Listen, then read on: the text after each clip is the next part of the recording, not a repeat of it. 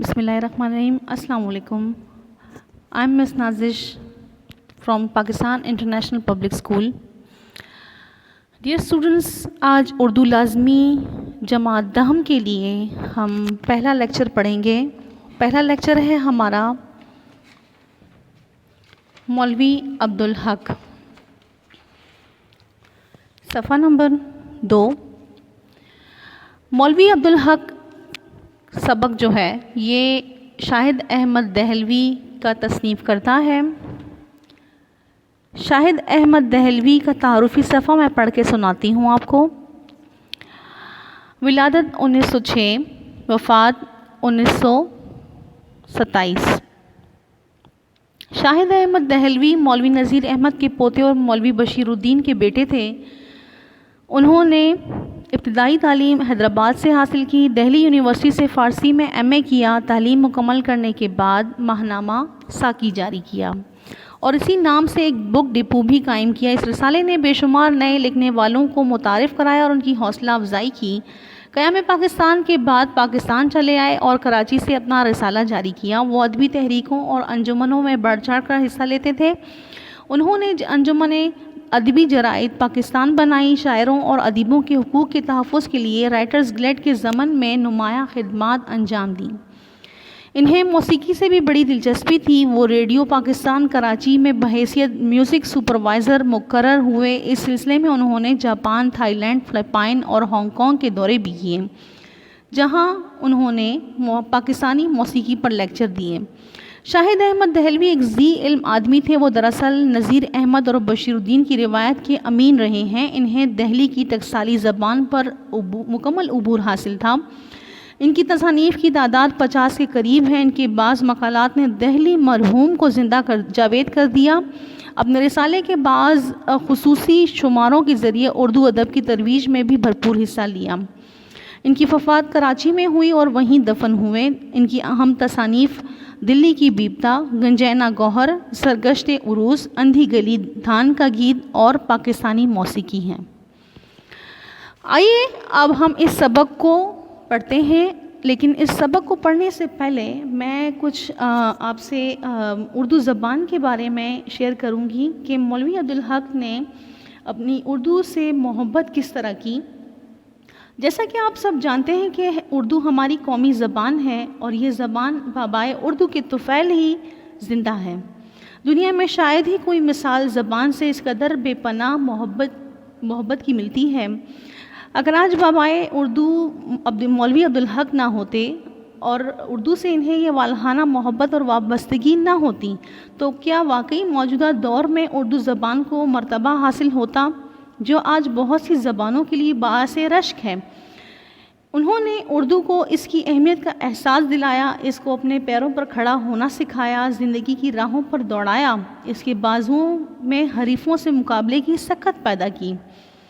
اردو کی تاریخ مخالفت کی تاریخ، کشمکش کی تاریخ ہے کہ اردو سے یہ لگن تحریک پاکستان کی ریڑھ ہڈی بنی. آئیے اس سبق کو پڑھتے ہیں.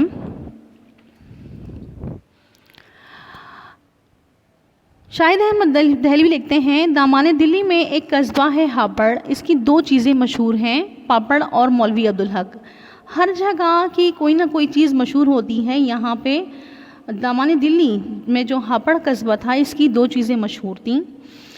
پاپڑ ہر شہر میں بنتے ہیں مگر جو مزہ ہاپڑ کے پاپڑ میں تھا کسی اور جگہ کے پاپڑ میں نہیں تھا. عبدالحق بھی بے شمار پیدا ہوئے مگر مولوی عبدالحق کا جواب آج تک نہ ہو سکا.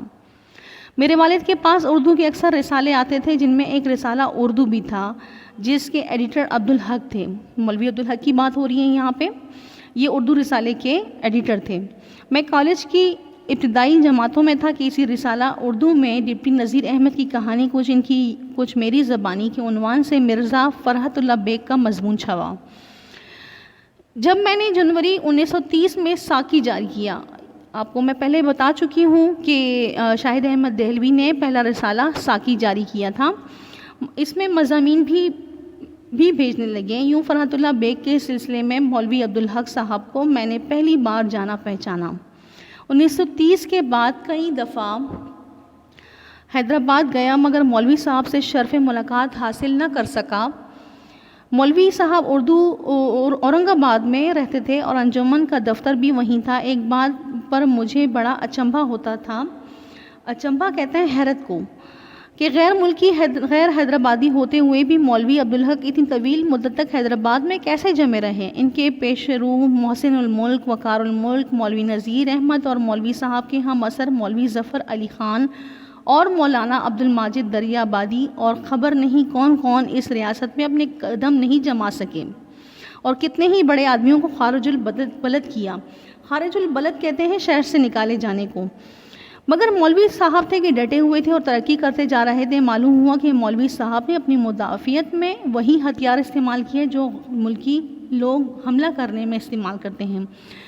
यहाँ पे साफ साफ बताया जा रहा है कि यहाँ पे बड़े से बड़े लोग अपने कदम नहीं जमा सके, ठहर ना सके उस शहर में, उस रियासत में अपने कदम नहीं जमा सके, उनको रहने नहीं दिया जाता था।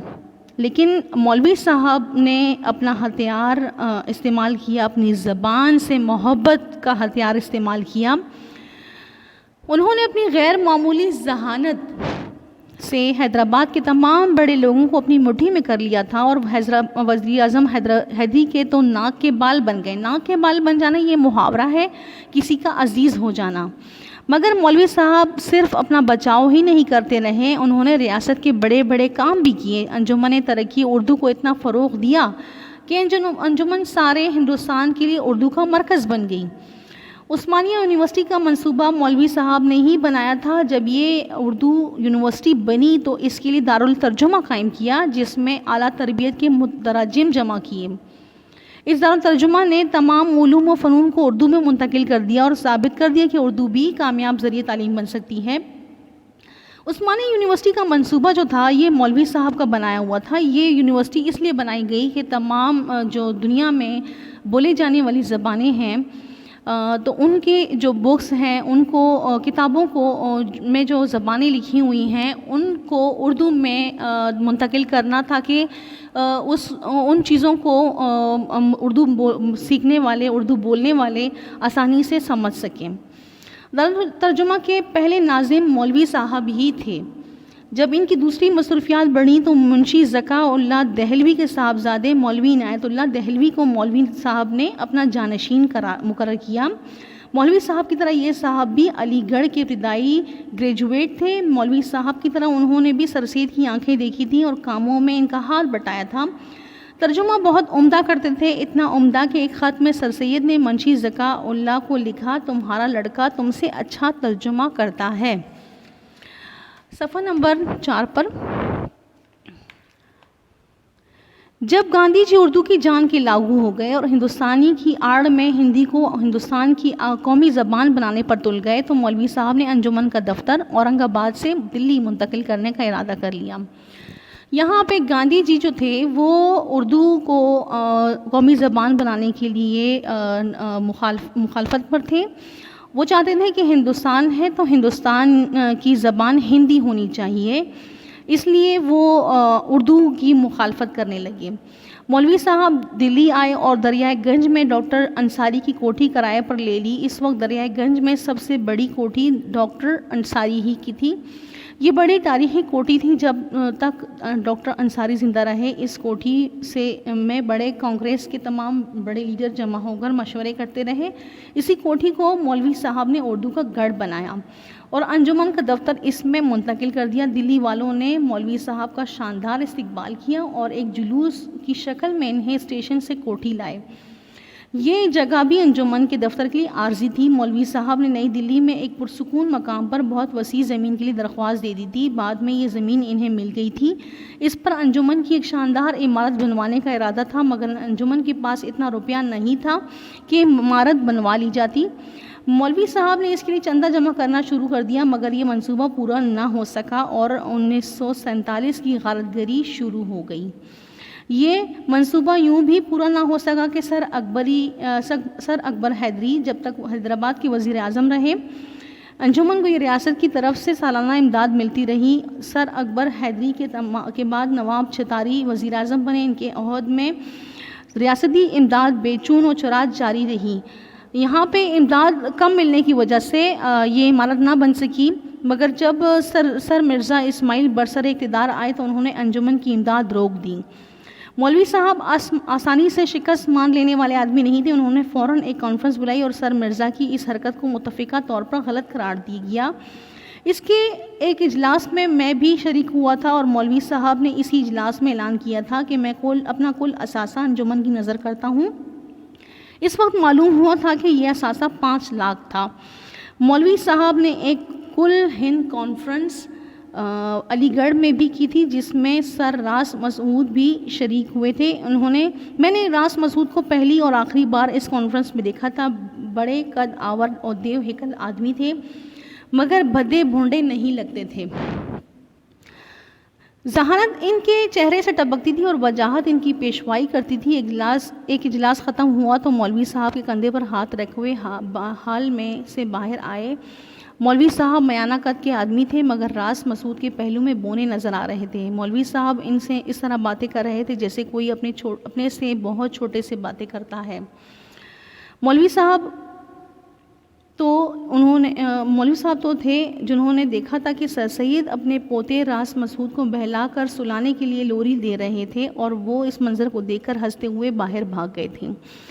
گاندھی جی سے ٹکر لینے کے بعد مولوی صاحب اردو کے قائد اعظم بن گئے۔ جیسے میں نے آپ کو پہلے بتایا کہ مولوی عبدالحق اپنی اردو سے محبت کی وجہ سے، ان کی جدوجہد کی وجہ سے بابائے اردو ہیں، تو انہیں اردو کے قائد اعظم بھی کہا جاتا ہے۔ بابائے اردو کہلانے لگے تھے۔ یہ صرف مولوی صاحب ہی تھے جو اردو کے لیے لڑتے پھرتے تھے اور اردو کے پروپیگنڈے کے لیے کسی سے ایک پیسہ طلب نہیں کرتے تھے۔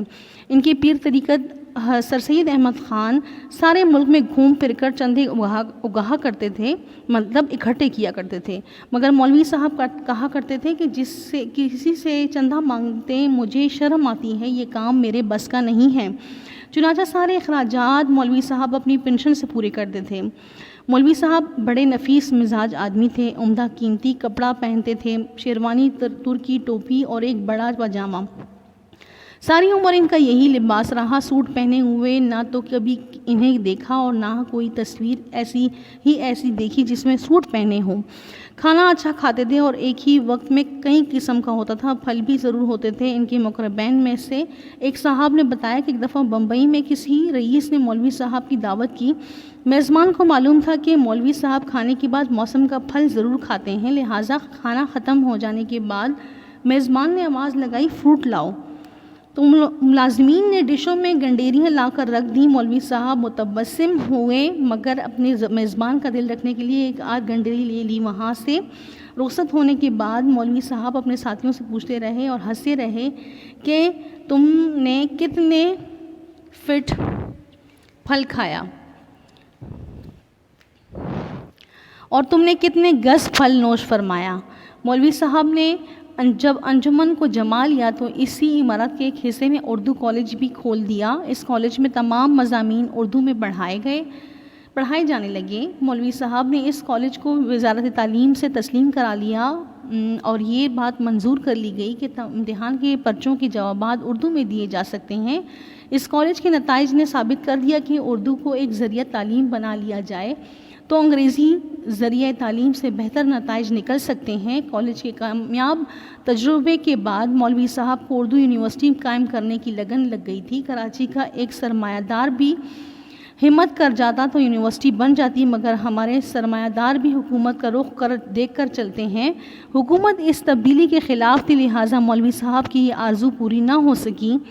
مولوی صاحب بہت بے قاعدہ عادتوں کے مالک تھے۔ صبح کی چہل قدمی سے رات کی مشی تک ان کا روزانہ ایک ہی سا پروگرام ہوتا تھا۔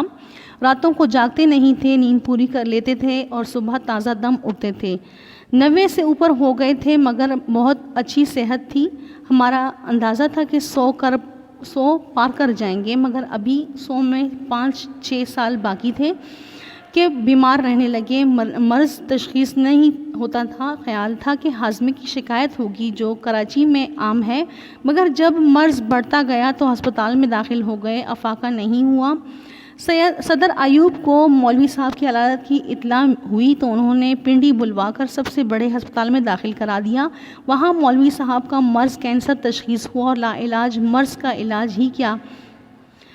جب زندگی سے مایوسی ہو گئی تو مولوی صاحب کو منزل کراچی کے نیول ہسپتال میں بھیج دیا گیا۔ یہاں پہنچے تو مرض اتنا بڑھ چکا تھا کہ مولوی صاحب اکثر بے ہوش رہنے لگے۔ جب انہیں ہوش آتا تو کچھ بولنا چاہتے تھے مگر نقاہت اتنی تھی کہ سرگوشیاں سنائی نہیں دیتی تھیں۔ صرف 2 لفظ کبھی کبھی قریب رہنے والوں نے سنے، انجمن اور اردو۔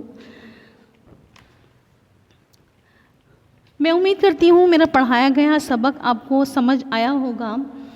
اس کا مرکزی خیال یہ ہے کہ انسان جس کام کا مصمم ارادہ کر لے اور پوری محنت سے اپنے مقصد کو حاصل کرنے کی کوشش کرے تو ضرور کامیاب ہوتا ہے۔ جیسے مذکورہ سبق میں مولوی عبدالحق صاحب نے اردو زبان کی ترویج و اشاعت کا بیڑا اٹھایا اور اس کے لیے اپنا کل اثاثہ وقف کر دیا۔ یہ انہی کی کوششوں اور محنت کا نتیجہ ہے کہ اردو زبان اس قدر پھلی پھولی کہ یہ دنیا کی تیسری بڑی زبان کہلانے لگی۔ میں امید کرتی ہوں یہ سبق آپ کو اب بالکل سمجھ آ چکا ہوگا۔ نیکسٹ ویڈیو میں اس کی مشق کرواؤں گی آپ کو، اور نیکسٹ ویڈیو میری آپ دیکھیں اور اپنی ہوم ورک کریں۔ شکریہ۔